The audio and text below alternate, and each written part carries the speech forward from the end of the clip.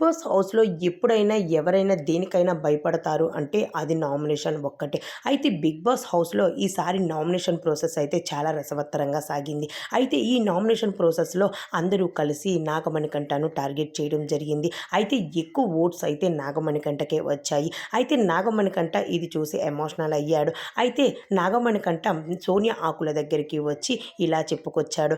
Sonia behaviour ఈ హౌస్‌లో ఎవరికీ నచ్చడం లేనట్టు ఉంది. అందుకే అందరూ నన్ను నామినేషన్ చేశారు. అందుకే నన్ను హౌస్ నుండి బయటకు పంపాలి అనుకుంటూ ఒక్కసారి నాకు ఛాన్స్ ఇస్తే నా టాలెంట్‌ని నేను ప్రూవ్ చేసుకుంటాను. నా బిహేవియర్ ఎలా ఉంటదో వీళ్ళకు తెలియజేసుకుంటాను అంటూ చెప్పుకొచ్చారు.